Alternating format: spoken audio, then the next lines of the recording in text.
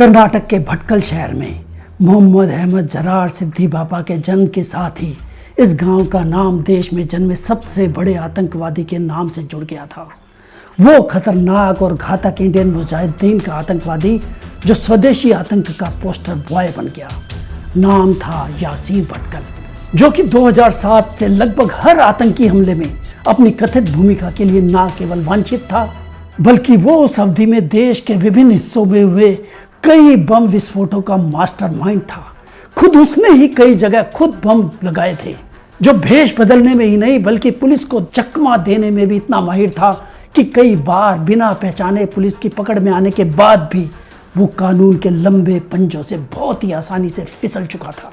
Police को बड़ी आसानी से चकमा देने की इसी काबिलियत के चलते यासीन भटकल को किसी ने कहा घोस्ट टू बम, तो किसी ने कहा भारत का ओसामा बिन लादेन, जो सालों तक अमेरिका की नाक के नीचे रहकर भी अमेरिका को चकमा देता रहा था। यासीन भटकल के बारे में तो आम मान्यता बन गई थी उसे कभी पकड़ा ही नहीं जा सकता, लेकिन देश की सुरक्षा एजेंसीज ने एक सुरक्षित देश में उसे ढूंढा भी, पकड़ा भी और फिर भारत लाकर अदालत में खड़ा भी किया। कर्नाटक का एक छोटा सा शहर भटकल, जब 1991 में लोकसभा चुनावों के दौरान हुई झड़प के बाद 1993 में सांप्रदायिक झड़पें हुई, जिनमें 17 लोग मारे गए, 3 लापता हो गए और उस समय के हिसाब से करीब 12 करोड़ रुपए की संपत्ति नष्ट हो गई। इसके बाद से इस शहर का सांप्रदायिक तापमान बढ़ता ही रहा। इसी के कारण अप्रैल 1996 में तत्कालीन स्थानिक विधायक डॉक्टर यू चितरंजन की जान भी चली गई। इसके 7 साल बाद वहां एक कट्टर युवा में आतंकवादी यासीन भटकल का जन्म हुआ। शहर के पहले से बड़े सांप्रदायिक तापमान पाकिस्तानी मौलाना शीश और यूनानी चिकित्सक से इस्लामवादी बने इकबाल इस्माइल शाह बंदरी जैसे कट्टरपंथी मौलानाओं के संग और अमेरिका के अफगानिस्तान पर किए आक्रमण से जन्मे वैश्विक सांप्रदायिक माहौल में युवा हुए यासीन भटकल ने 2002 में 6 दूसरे साथियों के साथ इंडियन मुजाहिदीन के नाम का आतंकवादी संगठन खड़ा कर दिया। इसके बाद तो इंडियन मुजाहिदीन यानी IM एक आतंकी शक्ति बन गया। इसने अपने खास अंदाज में पूरे देश में बम लगाए और अपने खूनी पंजे से सैकड़ों निर्दोष लोगों की जान भी ली। इसी यासीन भटकल के जब नेपाल में छुपे होने की खबर मिली तो बड़े अधिकारियों ने तो इसका विश्वास ही नहीं किया। उसके बाद देश के कुछ जिद्दी अधिकारियों की टीम अपने दम, अपने खर्चे, खुद के सिर पर खतरा लेकर नेपाल गई और कई मुश्किलों को पार करते हुए कामयाब होकर वापस लौटी। बाद में भले ही कहा गया कि आलोक जोशी के नेतृत्व में रॉ और सैयद आसिफ इब्राहिम के नेतृत्व में IB के संयुक्त अभियान के कारण ही यासीन भटकल को अगस्त 2013 में नेपाल में पकड़ा गया था, जिसमें IB और रॉ के अलावा अमेरिका, UAE, नेपाल की सुरक्षा और खुफिया एजेंसियों का बहुत बड़ा रोल रहा था। यह आतंकवाद के खिलाफ दुनिया और भारत की सबसे बड़ी जीत में से एक थी, जिसने IB और रॉ को भारत में IM के पूरे नेटवर्क को खत्म करने में पूरी मदद की। जिसका सबसे रोचक हिस्सा SOG की एक ऐसी जिद्दी टीम ने निभाया जिसको शुरू से ही ना तो ऊपर के अधिकारियों को साथ मिला, और तब भी जब इस जिद्दी टीम ने अपने पॉकेट मनी, अपने जज्बातों की आवाज पर, अपनी नौकरियों तक को दांव पर लगाकर इस ऑपरेशन को शुरू किया। ये जिद्दी टीम ही आखिरकार IM के सरगना यासीन भटकल को गिरफ्तार करके भारत तक खींच कर ले आई। 2007 के बाद से ही भारत में कई बम धमाके हुए, जिनमें आतंकवादियों की सबसे बड़ी कामयाबी रही कोई सबूत न छोड़ना। छोटे मोटे कई मददगार पकड़े गए, लेकिन कभी भी किसी भी बम विस्फोट में भटकल का कोई निशान नहीं मिला। लेकिन 2010 में जर्मन बेस्ट बेकरी कांड में हुए बम विस्फोट में आखिरकार भटकल एक कैमरे में कैद हो ही गया। अब सुरक्षा एजेंसीज के पास उसका नाम भी था तो पहचान भी थी, लेकिन भटकल कहाँ था? वो तो भारतीय सुरक्षा एजेंसीज को गच्चा देकर एक ऐसे देश में जाकर छुप कर बैठ गया था जहां उसे पहचाना भी मुश्किल था। 13 अगस्त 2013 को SOG की बिहार इकाई द्वारा पटना में अंडर कवर पर्यटक अभियान को शुरू किया गया, जिसके बाद बिहार और नेपाल में बिहार के सीमावर्ती क्षेत्रों में कई अंडर कवर जासूसों को तैनात किया गया। SOG, जिसे 1999 में केंद्र में IB के तहत इसके तत्कालीन प्रमुख अजीत डोभाल द्वारा स्थापित किया गया था, उसने बिहार में सरकार द्वारा कट्टरपंथी मुस्लिम संगठनों पर ध्यान केंद्रित करने का निर्देश दिया, जिसके गुर्गों ने नेपाल का उपयोग करना शुरू कर दिया था, जो बिहार के रक्सौल से जुड़ी लंबी नेपाली सीमा से आसानी से आते जाते थे। एसओजी में आतंकवादी विरोधी दस्ते को भारत भर में पिछले कुछ वर्षों से विभिन्न बम विस्फोटों और हत्याओं के लिए वांछित आतंकवादियों को ट्रैक करने और उनका पता लगाने का काम सौंपा गया था, जिसके बाद इसने नेपाल में मुखबिरों का ऐसा नेटवर्क खड़ा किया, खासकर उच्च मुस्लिम आबादी वाले शहरों में। जल्द ही एसओजी की टीम के अधिकारी को अपने एक मुखबिर से खबर मिली कि आईबी द्वारा दी गई तस्वीर में संदिग्ध जैसा दिखने वाला एक आदमी नेपाल के पोखरा में देखा गया था। हालांकि संदिग्ध व्यक्ति के बाल कटे हुए थे, जो तस्वीर में दिख रहे व्यक्ति से अलग थे, लेकिन उसकी आंखें मिलती जुलती थी। मुखबिर के अनुसार संदिग्ध व्यक्ति खुद को यूनानी डॉक्टर बताता था। मुखबिर से पूरी डिटेल सुनकर अधिकारी को यकीन हो गया कि उन्हें वो शख्स मिल गया है जिसके बारे में आम मान्यता बन गई थी कि उसे कभी पकड़ा नहीं जा सकता। इस अधिकारी ने संयुक्त निदेशक को सूचित किया और संयुक्त निदेशक ने तुरंत आईबी में बैठे अपने वरिष्ठ अधिकारी को, लेकिन आईबी का बॉस ये मानने को तैयार ही नहीं हुआ कि भटकल नेपाल में भी हो सकता है, और उन्होंने इस खबर को सिरे से ही नकार दिया। लेकिन नेपाल में सुराग पाने वाला अधिकारी भी अब आसानी से हार मानने वाला नहीं था। यह उसके जीवन का सबसे बड़ा अवसर था।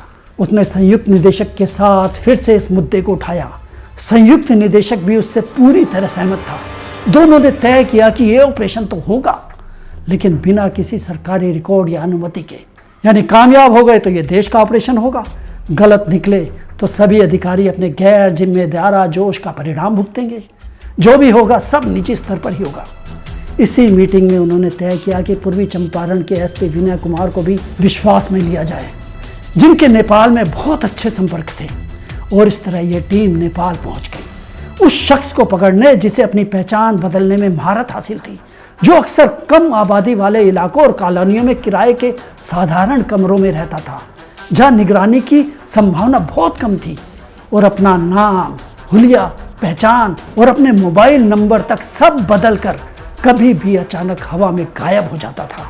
आईएम ने भले ही अपने संदेश को फैलाने और सफल अभियानों के बाद मीडिया संगठनों में संपर्क करने के लिए इंटरनेट का इस्तेमाल किया हो, लेकिन संगठन के इस खूंखार मुखिया ने हमेशा ईमेल से परहेज किया। 2013 में भारत सरकार ने भटकल की खबर देने या उसे पकड़ने के लिए 3.5 करोड़ रुपए के इनाम की घोषणा की थी। 30 साल की उम्र में उसे देश भर में 220 से अधिक मौतों का जिम्मेदार माना जाता था। वो गुजरात, उत्तर प्रदेश, कर्नाटक और आंध्र प्रदेश सहित 12 राज्यों की मोस्ट वांटेड सूची में शामिल था। योजना तैयार थी। ये 5 अधिकारी पर्यटक बनकर बोलेरो में नेपाल के लिए रवाना हो गए। बस एक बाधा थी, पैसा। टीम लीडर ने नेपाली सिम कार्ड खरीदने और टीम के अन्य खर्चों को पूरा करने के लिए एक दोस्त से 40,000 रुपए का लोन लिया। 20 अगस्त को दोपहर 2 बजे तक वे मोतिहारी पहुंच गए और एसपी विनय कुमार से मिले। वो भी मिशन में उनके साथ हो गए। एसपी ने इस टीम के इस्तेमाल के लिए 2 और वाहनों की व्यवस्था की। एसओजी टीम ने सबसे पहले नेपाली मुखबिर को फोन किया और उसे योजना के विवरण पर काम करने के लिए वीरगंज में मिलने के लिए कहा। यह एक जोखिम भरा कदम था, क्योंकि टीम लीडर ने पहले कभी मुखबिर से मुलाकात ही नहीं की थी, बस फोन पर उससे बात की थी। यह एसओजी के लिए एक जाल भी हो सकता था, लेकिन यह एक ऐसा फैसला था जो उन्हें हाँ में ही करना था। यू टर्न तो अब भारत में वो अपने ऑफिस की मेज पर ही भूल आए थे। खैर, उनका फैसला सही साबित हुआ। मुखबिर ने एसओजी की टीम लीडर को बताया कि एक व्यक्ति को रक्सौल से 40 किलोमीटर दूर 12 जिले के रोहताट में देखा गया था, जहां संदिग्ध दक्षिण भारतीय लहजे में बात करता था। अभी वो संदिग्ध गोर के पास एक मदरसे में मौलाना मोइनुद्दीन अंसारी नाम के व्यक्ति को शरण देकर खुद पोखरा चला गया था। एसओजी टीम लीडर ने नई दिल्ली के आईबी मुख्यालय में संपर्क किया, लेकिन उसे फटकार मिली। दिल्ली के अधिकारी को यकीन था कि भटकल तो पाकिस्तान में है, उसे नेपाल में मिली सहम जानकारी पर कोई भरोसा ही नहीं हुआ। घोस्ट टू बम ने इतने सारे भारतीय राज्यों में खुफिया इकाइयों को चकमा दे दिया था कि बहुत कम लोगों को विश्वास था कि उसे पकड़ा जा सकता है। दिसंबर 2009 में भटकल को चोरी के मामले में कोलकाता पुलिस ने पकड़ा था, लेकिन वो पुलिस अधिकारी को यह विश्वास दिलाने में कामयाब रहा कि वो तो बुल्ला मलिक नाम का एक स्थानीय निवासी है। और इस तरह भारत का मोस्ट वांटेड उग्रवादी आसानी से शेक्सपियर सराने पुलिस स्टेशन से बाहर आ गया। देश ने इसका नतीजा भी भुगता, जबकि उसके तुरंत बाद अगला बम विस्फोट हुआ।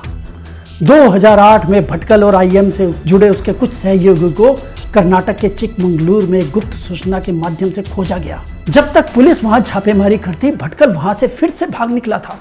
अक्टूबर 2008 में भी जब पुलिस ने चिकमंगलुरु के बाहर भद्रा के जंगलों में आईएम के सुरक्षित ठिकानों पर छापेमारी की थी, तब वहां मौजूद यासीन भटकल 1 घंटे से पहले ही भागने में कामयाब हो गया था।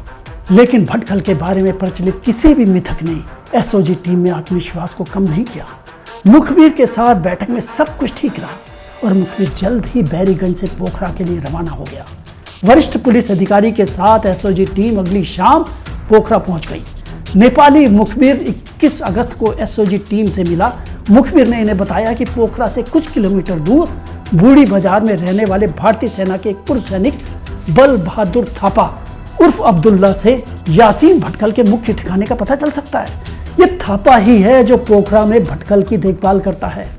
टीम ने मुखबिर को दोपहर 1:30 बजे थापा उर्फ अब्दुल्ला को नमाज की अजान से ठीक पहले मिलने को कहा। तय हुआ कि मुखबिर अब्दुल्ला से अनुरोध करेगा कि वो इसे ऐसी जगह ले जाए जहां वो नमाज अदा कर सके। इन लोगों ने अब 2 मोटरसाइकिलें किराए पर ली और अपने द्वारा निर्धारित निगरानी के लिए निकल गए। देश के सबसे खूंखार आतंकवादी को पकड़ने के लिए अब विशेष निगरानी शुरू होने वाली थी और ये कहना मुश्किल था कि इसमें कितना समय लगेगा। जरा सी भी जल्दबाजी पूरे ऑपरेशन को खतरे में डाल सकती थी। पहले दिन उन्होंने मुखबिर के माध्यम से थापा का पीछा किया, जो उन्हें ओरे गांव चौक पर बने हुए एक छोटे से घर के सामने ले आया। राजमार्ग के किनारे बना ये घर ऐसी जगह पर था जहां रहने वाला किसी के भी आने जाने पर नजर रख सकता था। कुछ देर बाद उन्होंने अपने संदिग्ध को मोटरसाइकिल पर घर के अंदर जाते हुए देखा। भटकल की जो तस्वीर उन्होंने नेट से डाउनलोड की थी वो इस संदिग्ध से पूरी तरह मेल नहीं खाती थी, लेकिन जितनी मेल खाती थी उससे उन्हें यकीन हो गया था कि यह भटकल का घर है। अब बस उन्हें इस बात का पुख्ता सबूत जुटाकर अपने ऑपरेशन से वरिष्ठों को सहयोग लेकर ऑपरेशन को कामयाब करना था। लेकिन अगले ही दिन उन्हें तब झटका लगा जब भटकल का केयरटेकर थापा और अब्दुल्ला अब मुखबिर से बचता नजर आया। एसओजी के लोगों ने अब नई योजना बनाई और मुखबिर को भटकल के क्लिनिक में जाने को कहा। नई योजना के अनुसार उसे बहाना बनाना था कि उसे कोई मेडिकल समस्या है और वो यूनानी डॉक्टर से इलाज करवाना चाहता है। वो अब्दुल्ला के साथ डॉक्टर के चैम्बर में जाएगा, उसकी आवाज़ का नमूना लेगा, आसपास के माहौल का निरीक्षण करेगा, आसपास के लोगों की संख्या नोट करेगा और ये भी देखेगा कि वो कालीन पर सोता है या नहीं। चाल काम कर गई। अपनी नियुक्ति के कुछ घंटों बाद ही मुखबिर ने एसओजी के सदस्यों को बताया कि यूनानी डॉक्टर भटकल लग रहा है।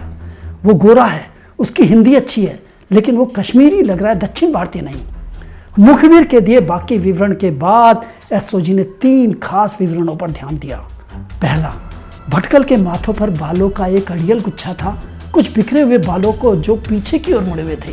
दूसरा, भटकल के माथे पर एक मुख्य निशान था। तीसरा, उसके ऊपरी दांतों का सेट स्पष्ट रूप से उभरा हुआ था। क्या ये व्यक्ति कश्मीरी या दक्षिण भारतीय था? ये मुखबिर द्वारा कैप्चर किए गए वॉइस सैंपल से ही पता लगाया जा सकता था, जिसके उसके भाषण से उतार चढ़ाव और विशेष जांच से पता किया जा सकता था। मुखबिर को पता लगाने के लिए अब एक नया पहलू दिया गया। भटकल के बारे में माना जाता था कि वो नमाज अदा करने से पहले केवल खास स्नान के लिए ही अपना सिर ढकता था। इनमें से किसी भी चीज़ की जल्दबाजी में जांच नहीं की जा सकती थी। मुखबिर को हर काम सावधानी से करना था। उसके दिए विवरण से एसओजी की टीम को हर बात को मैच करना था। समय के साथ एसओजी को पता चला कि भटकल ने 20 से 25 युवकों का एक नेटवर्क बनाया हुआ है जो उसके घर पर नियमित रूप से आते थे। 24 अगस्त को एसओजी टीम को सबसे बड़ी सफलता मिली। मुखबिर ने जो एक मरीज के रूप में भटकल के पास गया था, वहां उसने अपने मोबाइल में यूनानी डॉक्टर की आवाज़ को रिकॉर्ड कर लिया।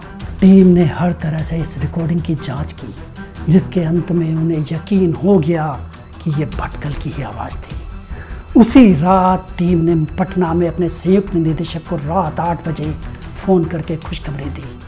ये टीम अब इस बात को लेकर भी तैयार थी कि अगर आईबी और रॉब उसके प्रयासों को खारिज कर देते हैं तो भी वो उसे पिस्टल के दम पर या नशा देकर बेहोश करके जोखिम उठाते हुए कर भारत लाने को तैयार थे।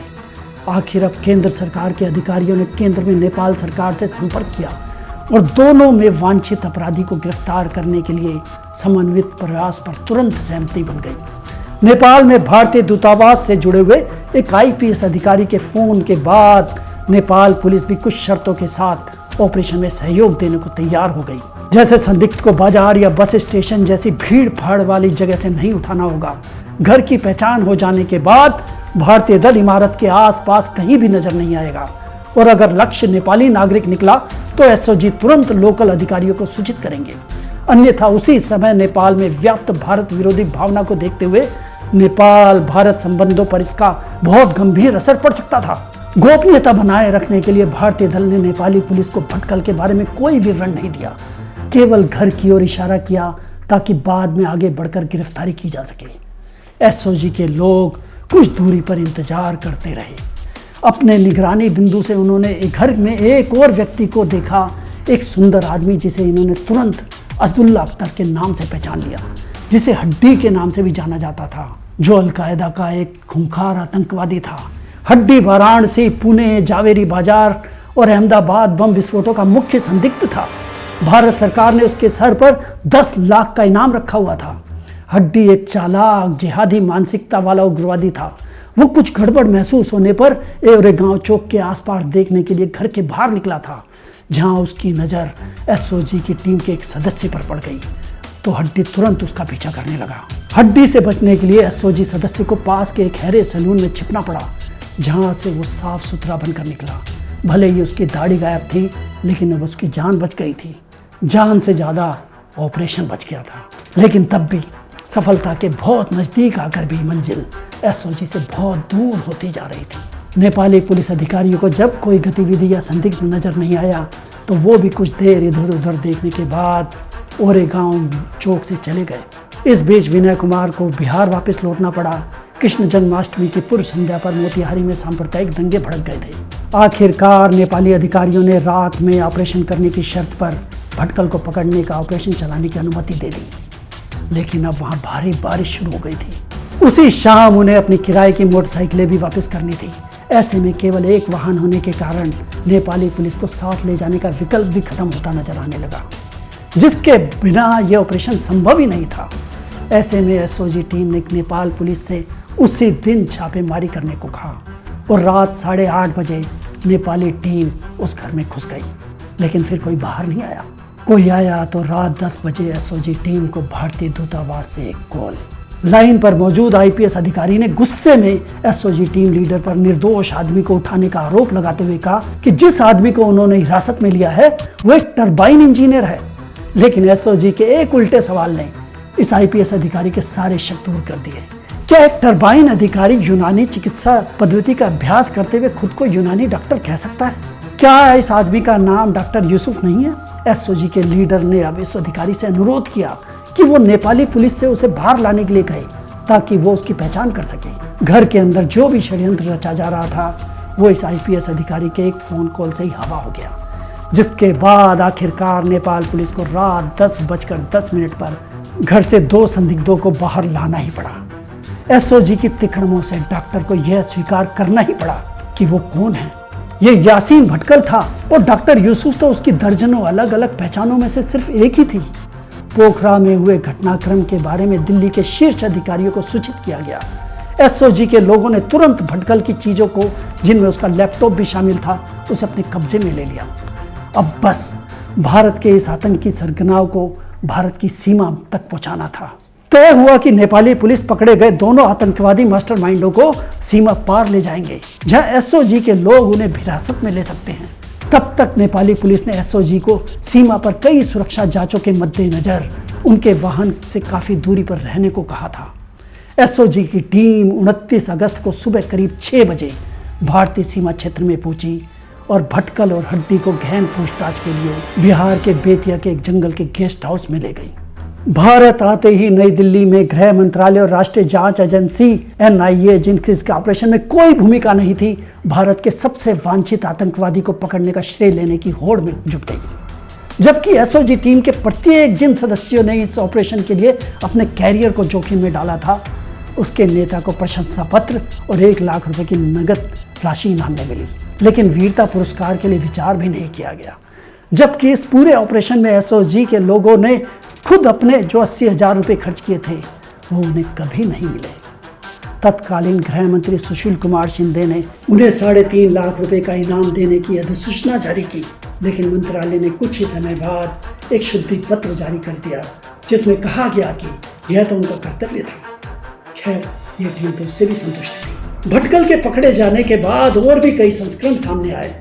एक संस्करण के अनुसार यासीन भटकल को दुबई में गिरफ्तार करने के बाद भारतीय अधिकारी उसे संयुक्त अरब अमीरात से नेपाल ले गए थे, जहां आईएम के कई स्लीपर सेल स्थित थे।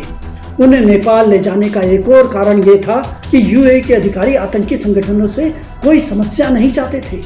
कई सूत्रों से अलग एक और कहानी भी सामने आई, जिसके अनुसार केंद्रीय खुफिया एजेंसी और बिहार पुलिस की एक संयुक्त टीम उसकी गिरफ्तारी के लिए कई दिनों से दरभंगा में डेरा डाले हुई थी। जब अमेरिकी एजेंसियों ने भारत को बताया कि यासीन बिहार नेपाल सीमा पर होम्योपैथिक डॉक्टर के रूप में गुप्त रूप से रह रहा है, उसके बाद ही एसओजी इस मिशन में शामिल हुई। इन सूत्रों के अनुसार भारत की खुफिया एजेंसियां और पुलिस भी ऑपरेशन का हिस्सा थी और भटकल को भी नेपाल पुलिस ने ही गिरफ्तार किया होगा। बाद में उसे भारतीय एजेंसी और बिहार पुलिस को सौंप दिया होगा।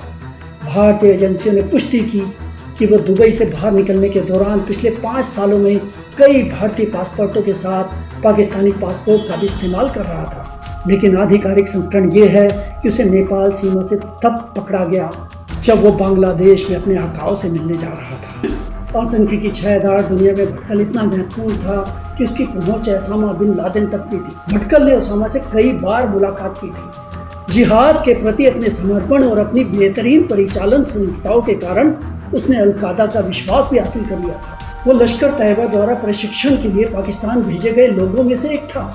बाद में उसने अल-कायदा के साथ नेटवर्क बना लिया। यासीन अहले हदीस संप्रदाय से संबंधित है, जो कि वहाबदात से प्रेरणा लेता है। अहले हदीस के नेताओं ने इस बात से इनकार किया कि उनकी विचारधारा आतंकवाद को जन्म देती है, लेकिन तथ्य यह है कि गिरफ्तार किए गए अधिकांश आईएम के आतंकवादी इसी कट्टरपंथी संप्रदाय से संबंधित है, जबकि इस आतंकवाद से जन्मी नफरत को पूरा मुस्लिम समाज भुगतता है। आज की कहानी यहीं तक। यदि आपको यह कहानी पसंद आई है तो आप इसे लाइक या शेयर कर सकते हैं। अगली कहानी के साथ फिर आपसे मुलाकात होगी। तब तक अलविदा।